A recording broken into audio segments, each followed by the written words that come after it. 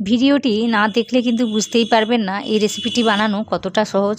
আর বাড়িতে থাকা উপকরণ দিয়েই কিন্তু এটা হয়ে যায়, কোনো রকম ঝামেলা ছাড়াই। তো রেসিপিটি দেখতে থাকুন, আশা করি আপনারা সবাই বুঝে যাবেন, আশা করি ভালো লাগবে। তো ভালো লাগলে ভিডিওতে লাইক দিতে ভুলবেন না, আর নতুন কেউ হয়ে থাকলে অবশ্যই আমার চ্যানেলটিকে সাবস্ক্রাইব করে নেবেন। তো চলুন ভিডিওটি শুরু করি। তার আগে নমস্কার, কেমন আছেন সবাই? আশা করি ভালো আছেন। শুভ্র শান্তি ব্লগে আপনাদের সবাইকে স্বাগত জানাই, আমি শান্তি। তো এই রেসিপির জন্য লাগবে দুধ। তো যতটা পরিমাণ বানাবেন কোনো অসুবিধা নেই। প্রথমে কিন্তু লাগবে দুধ। তো এই কালারটাও এতটা সুন্দর আসবে, তো সেই কারণে আমি কি করেছি, কড়াইতে একটু চিনি দিয়েছি, ওই 2 চামচের মতো। প্রথম থেকে কড়াইটা গরম করে নিয়েছিলাম, তারপরে 2 চামচের মতো আমি চিনি দিয়েছি। দিয়ে ওটাকে ভালোভাবে এভাবে একটু গলতে দেব। তারপর চিনিটা গলে গেলেই কিন্তু আমি এভাবে নেড়ে চেড়ে দেবো, না হলে কী হবে বলুন তো, নিচে লেগে যেতে পারে, তখন কিন্তু এই পুডিংটা তেতো লাগতে পারে। তো আজকে আমি বানাচ্ছি মিল্ক পুডিং, যেটা খুব সহজে হয়ে যায়। আশা করি আপনাদের ভালো লাগবে, ভিডিওটি দেখতে থাকুন। তো চিনিটা গলে যাওয়ার পর একটা ভালো কালার এসে গিয়েছে। তো এখনই কি করব, আমি একটু গরম দুধ নিয়েছি, ওটা দিচ্ছি। একটু বলতে আমি 4 কাপের মতো দুধ নিয়েছি, আমি কাপটা দেখাচ্ছি আপনাদের। তো ওই কাপেরই মাপ করে আমি সব কিছুই নিচ্ছি। তো এক্ষুনি দেখিয়ে দিলাম। তো এই কাপের মাপ করে আমি 4 কাপ দুধ নিয়েছি। তো আমি এখানে মোটামুটি হাফ লিটার দুধ নিয়েছিলাম, তো ওটা দিয়েছি। আর চিনিটা গুলে যাওয়ার পর ভালোভাবে একটা কালার এসে যাওয়ার পর তারপর আমি দুধটা দিয়েছি। এতে কী হবে বলুন তো, পুডিংটার কালার ভালো আসবে, দেখতে ভীষণই ভালো হবে। তারপর কি করেছি, আমি হাফ কাপের মতো মিল্ক পাউডার নিয়েছি, দিয়ে ওটা মিশিয়ে দিয়েছি ভালোভাবে। দেওয়ার পর আমি আবার কি করেছি, একটু চিনি দিয়েছি। তো প্রথম থেকে চিনিটা দেওয়া ছিল, তারপর আমি কি করেছি, হাফ কাপের মতো চিনি দিয়েছি। তো মিষ্টিটা বুঝে শুনে দেবেন, আপনারা যতটা পছন্দ করবেন ততটাই দেবেন। আমি এখানে হাফ কাপের মতো দিয়েছি। তো দেওয়ার পর সব কিছুকে ভালোভাবে মিশিয়ে নিয়েছি। চিনির মিশ্রণটাও ভালোভাবে মিশে গিয়েছে দুধের সঙ্গে, আর ভালো একটা কালার এসে গিয়েছে। আর এখানে আমি একটা পাত্রের মধ্যে তেলটাকে প্রথম থেকে লাগিয়ে রেখে দিয়েছি, এটা আমার লাগবে। তো এখানে আমি কি করেছি, প্রথম থেকে আমি হাফ কাপ দুধ নিয়েছিলাম। তো দুধটা গরম বা ঠান্ডা কিছুই না, সাথে আমি কি করেছি, হাফ কাপের মতো কর্নফ্লাওয়ার নিয়েছি। তো এটা অবশ্যই নিতে হবে। নিয়ে ভালোভাবে আমি মিশিয়ে নিয়েছি। নেওয়ার পর কি করেছি, গ্যাসের ফ্লেমটাকে একদমই আমি লো করে দিয়েছি। দিয়ে এই সময় এই মিশ্রণটা ঢেলে দিচ্ছি আস্তে আস্তে উপর থেকে। তো দেওয়ার সঙ্গে সঙ্গে কিন্তু নাড়তে হবে। তো থেমে গেলেই হবে না, এভাবে নেড়ে চেড়ে মোটামুটি দেখুন কিভাবে একটা থিক হয়ে যাচ্ছে। তো এটা দিলেই কিন্তু এই দুধটা ঠিক হয়ে যাবে। তো আপনারা দেখতে পাচ্ছেন সঙ্গে সঙ্গেই কিন্তু ঠিক হয়ে যাচ্ছে। তো অবশ্যই এটাকে সবসময়ের জন্য নাড়তে চাড়তে হবে। তো এভাবে দেখুন আমি কিছুক্ষণ নেড়ে চেড়ে মোটামুটি মিশিয়ে নিচ্ছি জিনিসটাকে। তো না হলে কী হবে বলুন তো, মিশ্রণটা এক জায়গায় জমাট বেঁধে যেতে পারে। তো সে কারণে অনবরত এটাকে নাড়তে হবে। তো এভাবে নেড়ে চেড়ে নিয়েছি আমি কিছুক্ষণের জন্য। তারপর কি করেছি, আমি গ্যাসের ফ্লেমটাকে আমি অফ করে দিয়েছি। দিয়ে সেই পাত্রের মধ্যে আমি ঢেলে নেব।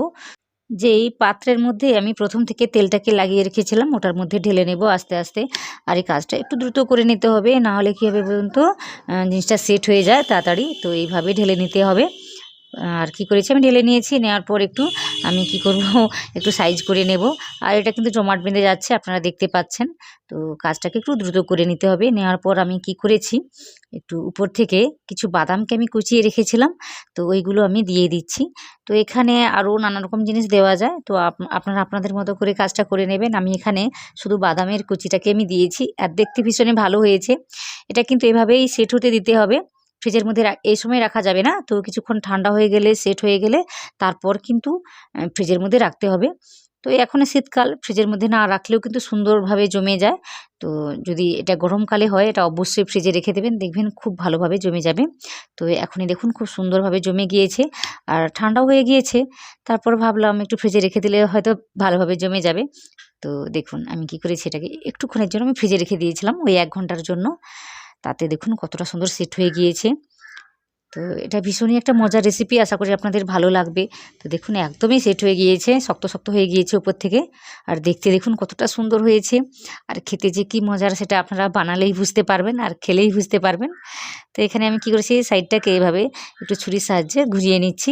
তো এটা করলে সহজেই বেরিয়ে আসবে পুডিংটা। তো আমি এটা বলছি বারবার। তো এই রেসিপির নাম হলো মিল্ক পুডিং। তো দুধ দিয়ে বানিয়েছি, খেতে ভীষণই ভালো হয়। তো আপনারা একবার বানাবেন বাড়িতে, বানিয়ে আমাকে জানাবেন। তো এতক্ষণ ভিডিওটি দেখলেন আপনারা বলুন কেমন লাগছে। যদি ভালো লাগে ভিডিওতে অবশ্যই একটা লাইক দেবেন, আর নতুন কেউ হয়ে থাকলে অবশ্যই আমার চ্যানেলটিকে সাবস্ক্রাইব করবেন। আর পাশে থাকা যে বেল আইকনটা থাকে ওটাতে প্রেস করবেন, আর নিচে কমেন্ট করবেন। কমেন্ট করলে আমার ভীষণই ভালো লাগে, তো কমেন্ট অবশ্যই করবেন। তো কেটে দেখাচ্ছি আপনাদের ভিতর থেকেও কতটা সুন্দর হয়েছে, একদম মসৃণ হয়েছে। আর ভীষণই মজার একটি রেসিপি, আপনারা না বানালে বুঝতেই পারবেন না। তো দেখেই এতটা সুন্দর লাগছে, খেতে যে কতটা মজার আপনাদের কি বলবো, আপনারা বানিয়ে খাবেন তারপর আমাকে জানাবেন। দেখুন কতটা সুন্দর হয়েছে। তো এক হাতে ক্যামেরা থাকে, এক হাতে আমি কাটছি, তো সে কারণে একটু অসুবিধা হয় দেখাতে সব কিছু। তো দেখুন কতটা সুন্দর হয়েছে, ভেতরের টেক্সচারটা দেখুন কতটা সুন্দর। তো এইভাবে কিন্তু সহজেই বানিয়ে নেওয়া যায়, কোনো রকম ঝামেলা ছাড়াই কিন্তু হয়ে যায়। শুধু একটু ঠান্ডা করে নিতে হয় এই যা, না হলে কিন্তু খুব সুন্দর খুব সহজে হয়ে যায়, কোনো রকম ঝামেলা ছাড়া কিন্তু। অনেকেই আছে ডিম দিয়ে কোনো কিছু বানালে খেতে চায় না, আর আমরা সবাই জানি পুডিং মানেই কিন্তু ডিম দিয়ে বানাতে হয়। তো আজকের রেসিপিটা ডিম ছাড়াই কিন্তু বানিয়েছি, দেখুন কতটা সুন্দর হয়েছে। তো যারা ডিম পছন্দ করেন না, আপনারা কিন্তু এই রেসিপিটা একবার ট্রাই করতে পারেন। ট্রাই করে বানিয়ে আমাকে জানাবেন কেমন হয়েছে। ভীষণই মজার একটি রেসিপি, আশা করি আপনাদের ভালো লাগবে। আমার চ্যানেলে কিন্তু অনেক রকম রেসিপি রয়েছে, যেগুলো আমি খুব সহজ করে দেখিয়েছি, আশা করি আপনাদের ভালো লাগবে। আরও নতুন নতুন রেসিপি আমি আনতে চলেছি, তো এইগুলো দেখে নেওয়ার জন্য কিন্তু অবশ্যই আমার চ্যানেলটিকে সাবস্ক্রাইব করে নেবেন, আর পাশে থাকা যে বেল আইকনটা থাকে ওটাতে প্রেস করে নেবেন। তাহলে কী হবে বলুন তো, আমি যখনই যে কোনো ভিডিও ছাড়বো তখন কিন্তু আপনি প্রথমেই পেয়ে যাবেন, আপনি প্রথমেই দেখতে পাবেন। তো আজকের রেসিপিটা কেমন হয়েছে সেটা কিন্তু কমেন্টে জানাতে ভুলবেন না। আর আপনারা যদি কোনো রেসিপি আমার চ্যানেলে দেখতে চান, সেটা কিন্তু কমেন্টে জানাতে পারেন, আমি কিন্তু সেই রেসিপিটা সহজ করে দেখিয়ে দেব। আশা করি আপনাদের ভালো লাগবে। তো ওটা কিন্তু কমেন্টে অবশ্যই জানাবেন, কী ধরনের রেসিপি আপনারা দেখতে চান, অবশ্যই জানাবেন। আমার ভিডিওগুলো যখন দেখবেন তখন প্রথম থেকে শেষ অবধি দেখবেন, মাঝখান অবধি দেখে বা স্কিপ করে চলে যাবেন না, পুরো ভিডিওটি দেখবেন। আর প্রথম থেকে যারা দেখে ফেলেছেন আপনাদের অনেক অনেক অনেক ধন্যবাদ।